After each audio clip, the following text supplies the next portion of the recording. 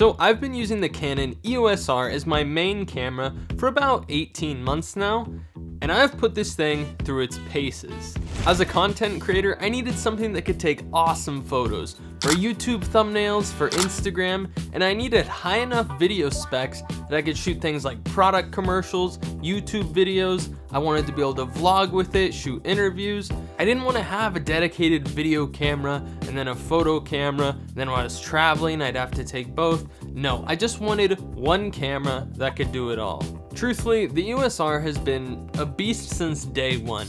I really don't have any big complaints, other than the fact that it's getting a little bit dated. There are better options out there, and I'm kind of trying to think for myself, is it time to upgrade, or should I keep using this camera for another 6 months to a year? So I just wanted to explore my thoughts on the Canon EOS R in 2022, and maybe we can see if it's the right camera for you. Alright, sweet, so let's start with the video features. So in terms of resolution and frame rates, you get 4K at 30 frames per second, 1080p at 60 frames per second, and 720p up to 120 frames per second. Okay, so the 4K 30 frames per second honestly looks pretty dang good. It holds up decent to color grading, it has a pretty good amount of detail, I like it.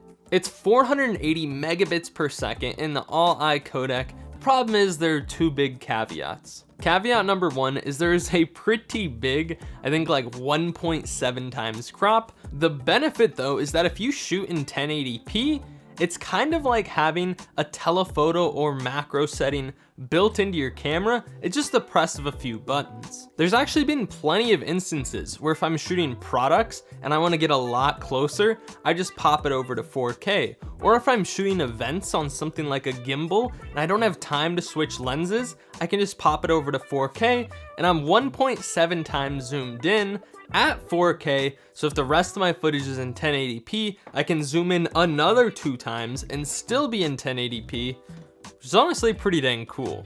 I don't know if I'd necessarily call it a pro or a benefit, but if you understand the 4K and the crop and you build your kit around it, you can actually make it work to your advantage. Alright, and the second caveat with the 4K is there's a little bit of a rolling shutter. And when I say a little bit, it's kind of noticeable. When you move the camera side to side, you get sort of that jello effect where your vertical lines aren't necessarily straight anymore. Now, I've never had this actually ruin a shot for my style of filmmaking, but if you shoot action or sports or you're whipping your camera around, could be a deal breaker for you.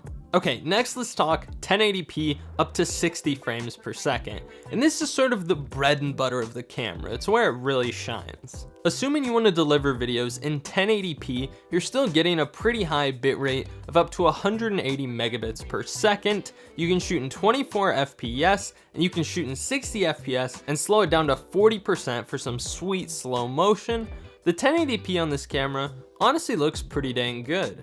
Now, obviously you can't crop in that much or reframe your shots too much without losing a lot of detail, but I'm filming in 1080p right now, and this is about the quality and look that you can expect from the camera.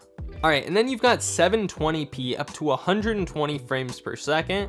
This is a little bit of a gimmick. I would say it looks better than you would think. Now, I don't think I'd really use it on client work except for maybe a shot or two, but for social media or YouTube, it's actually really fun and looks surprisingly good. Alright, next I want to talk about one of the things that really sold me on this camera, and that's the fact that it has C-Log.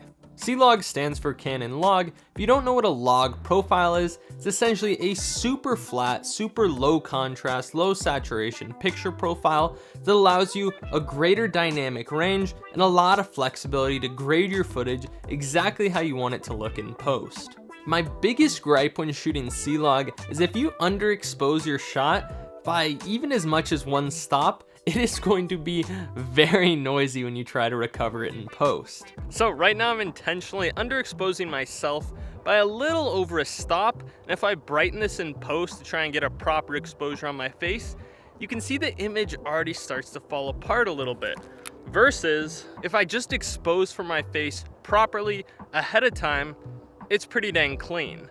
If you shoot right in camera, don't try to push your color grade too far and use noise reduction when you have to. You can get a really good image out of this camera with C-Log. Okay, and the autofocus on this camera, specifically the person eye detection, is so good. Pretty much if you're filming yourself or pointing it at someone else, it's gonna lock on, it's gonna be fast, smooth, and cinematic.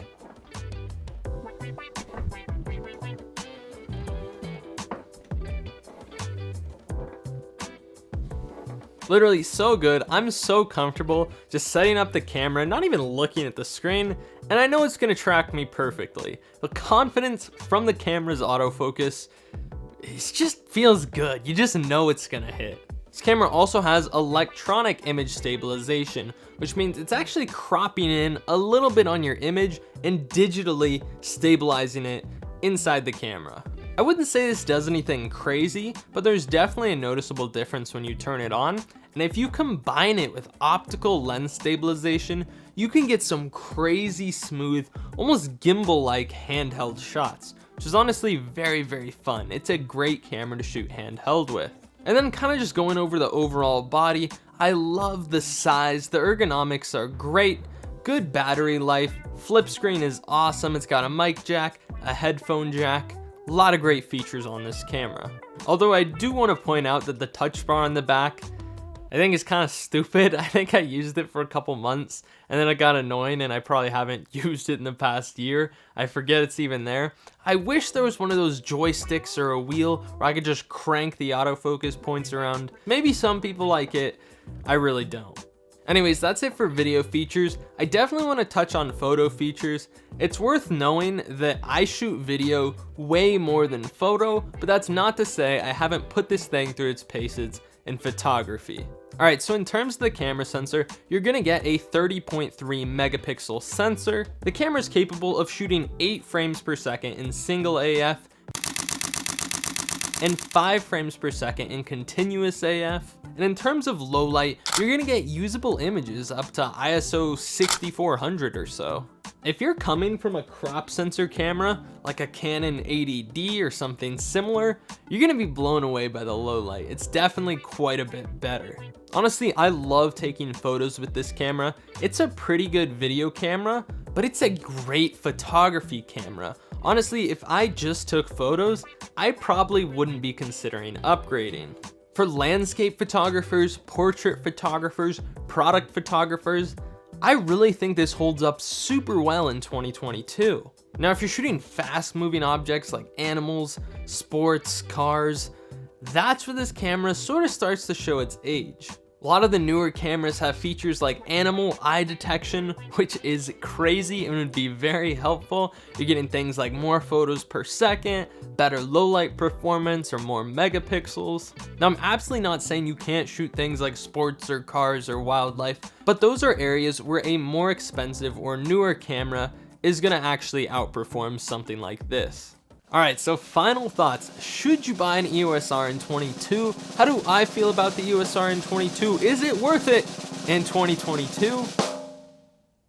Maybe. If your budget for a camera body is in that $1,500 to $2,000 price point, and you don't need things like animal eye detection, you're not shooting sports or fast moving objects, this is gonna be a pretty solid option.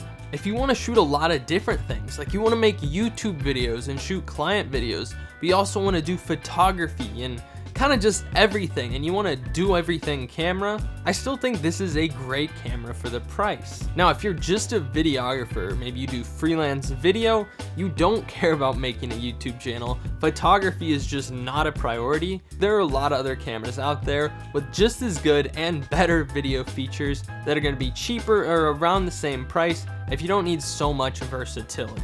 Anyways, that's where I'm at with the EOS R in 2022. Whatever you focus on is what's gonna make or break this camera. Hopefully this video helped you out, and as always, have fun, stay creative, and I'll see you all in the next one.